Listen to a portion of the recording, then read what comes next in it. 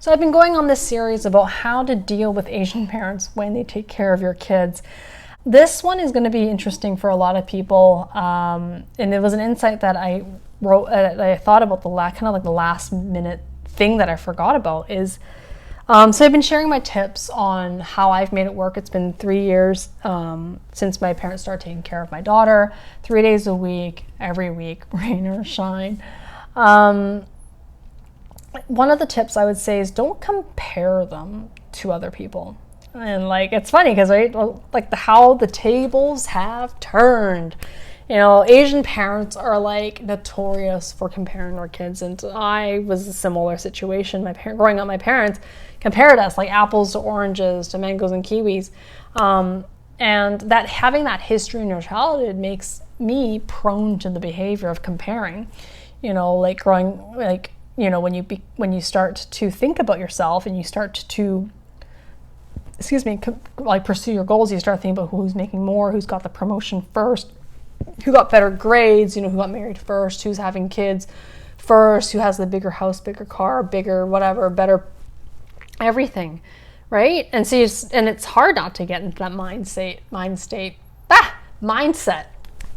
Now it's between your parents and you compare them to other people, who's the better caretaker for your kids. And it's really hard not to compare who takes care of your kids. From comparing in-laws to your parents of friends, to a sibling, to the nanny, to your parents, even between you and your partner, both comparing yourself to your partner and you're comparing your partner to you, who did well and who did poorly, right? It's so-and-so does crafts with them and the kids got to learn origami.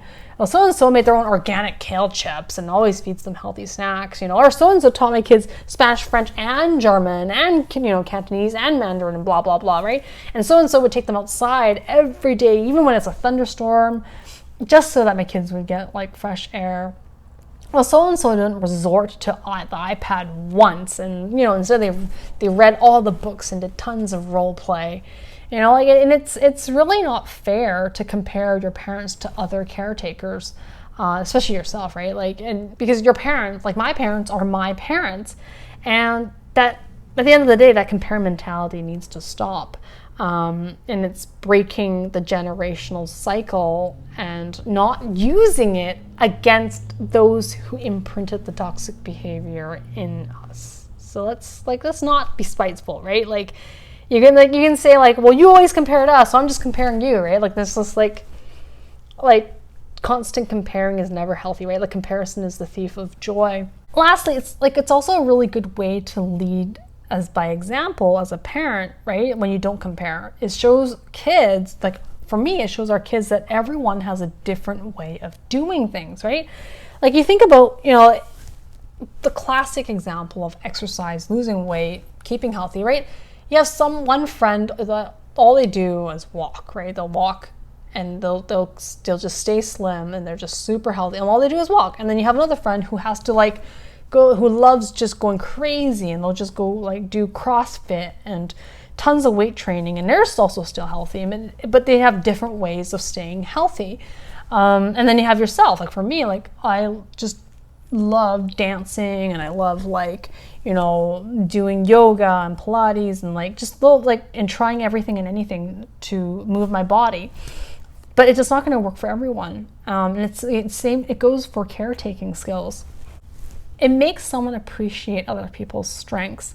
One caretaker, your parents might be really good or more interested in one activity than another, right? And then as your kids get older, they'll see those differences, right? They'll see, well, so-and-so, Gong Papa does it this way, and yeah, Mama does it this way, or Mom does it this way, and Dad does it that way, and they start to compare things.